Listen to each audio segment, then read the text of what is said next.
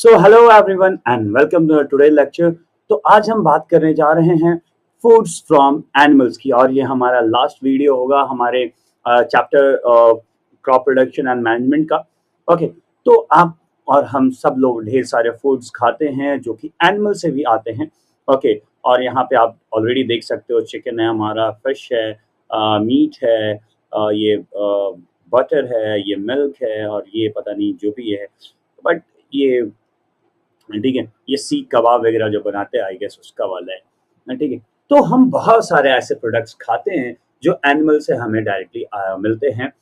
तो चलिए हम लोग देखते हैं और इनके बारे में थोड़ा बहुत पढ़ते हैं।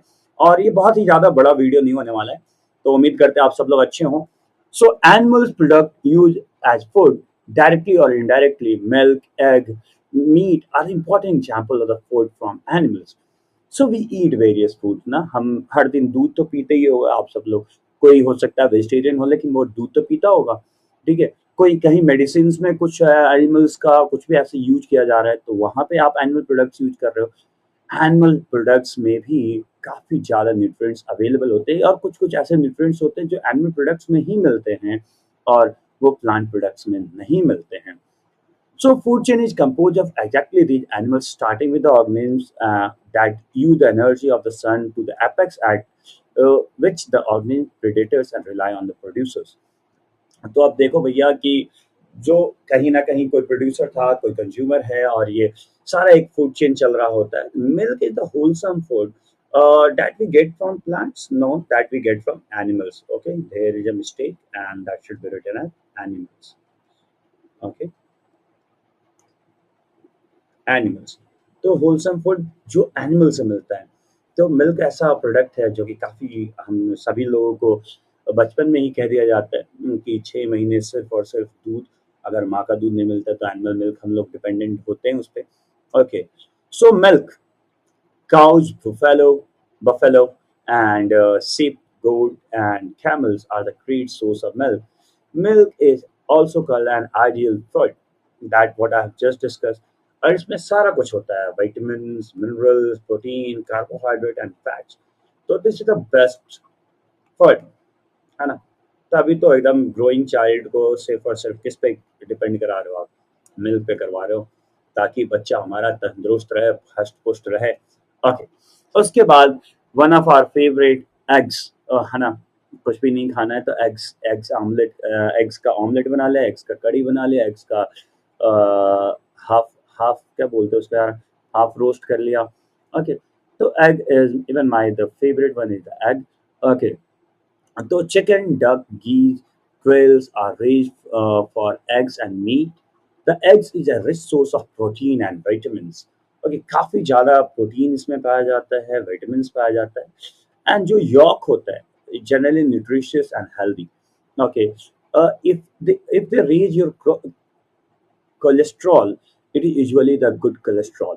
It can also affect negatively affect the bad cholesterol, which can protect your health. Okay, और जो बैड कोलेस्ट्रॉल होते हैं उनको भी ये दूर करने में हेल्प करते हैं और गुड कोलेस्ट्रॉल आपके बॉडी में बढ़ाते हैं, बट अगेन लिमिटेड क्वांटिटी में ही लेना होता है।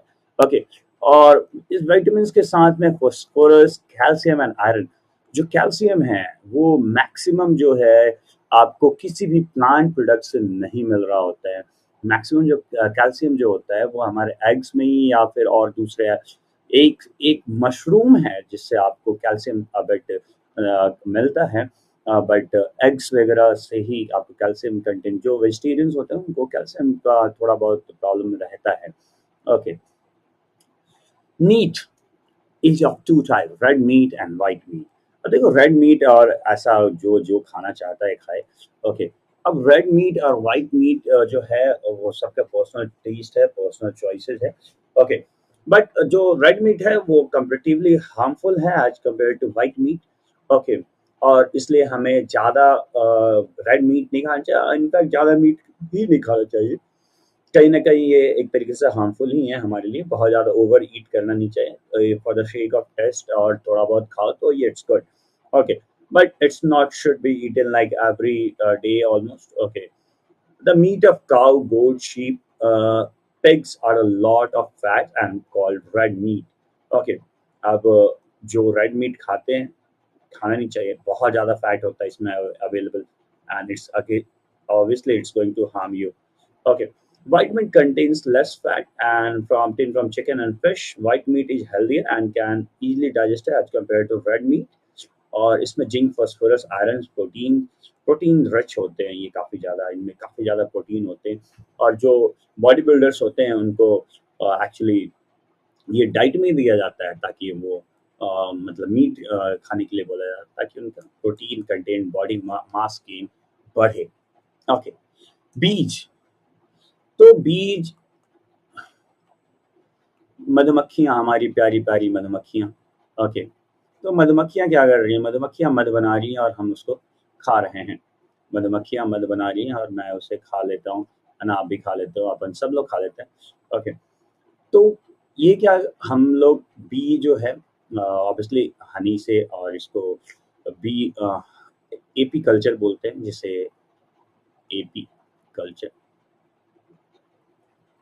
यहाँ पे हम CULTURE, है ना? फार्मिंग ऑफ बीज को हम एपीकल्चर बोलते हैं। और जो हनी होता है उसका बीज, beside that we also obtain bee wax through the bee keeping, and bee produce honey from the sugary secretion of plants. तो ये जाके जो पराग को, सुगरी सिक्रेशन जिसको बोल रहे हैं, ओके, तो पराग का रस चूसती हैं जाके पौधों से और उसको लाके इकट्ठा करती हैं, और फिर हमारे लिए, ये हमारे लिए तो नहीं बनाती, ये खुद के लिए बनाती है, बट हम लोग थोड़े बुरे लोग हैं और जिसको हम लोग खा लेते हैं या उससे हनी निकाल लेते हैं। Okay, it is also used for the cosmetics and medical use, industrial use, as well as coating of cheese and food additives. तो आपको कभी-कभी दवा में भी हनी, जैसे आप आयुर्वेदा का कोई दवा लेते हो तो हनी में मिक्स करके खाने के लिए बोलते हैं। काफ़ी ज़्यादा कॉस्मेटिक इंडस्ट्रीज में भी ये यूज होता है, तो ये भी एक आप समझ सकते हैं। It also used to mean as the main components of the candles preparation and polish of the uh, polishes and for the suits and furniture etc. तो पॉलिश करने के लिए, क्योंकि बहुत शाइनी अपीयरेंस होता है, जैसे वही ना स्किन पे भी हम लगा रहे थे, तो एक्चुअली ये शाइनी अपीयरेंस देता है ना, कि सुंदर सुंदर स्किन रहे हमारा। तो ये सारा हमारा फूड, हालांकि फूड्स में नहीं है, और भी हम लोग चीज़ों में आगे चले गए हैं। तो ये छोटा सा चैप्टर था, छोटा सा पॉइंट था जो कि हमने ख़त्म कर लिया। तो उम्मीद करता हूँ आप सबको समझ में आया हो। ये वीडियो हमने छोटा ही रखा था क्योंकि ये छोटा सा पार्ट ही रह गया था हमारा, और हमारा दूसरा जो फोर्स का हमारा काम शुरू हो चुका है। फोर्स हमने ग्रेड 8 का स्टार्ट करा और साथ में ग्रेड 9 का भी फोर्स हम स्टार्ट करने जा रहे हैं। ओके, सो आई गेस आप सब लोगों को मज़ा आ रहा हो, और ऐसे ही इंजॉय करते रहिए, साथ में हम सब लोग इंजॉय करेंगे, और शॉर्ट्स को भी लाइक करते रहिए, शॉर्ट्स को प्यार देते रहिए। Thank you.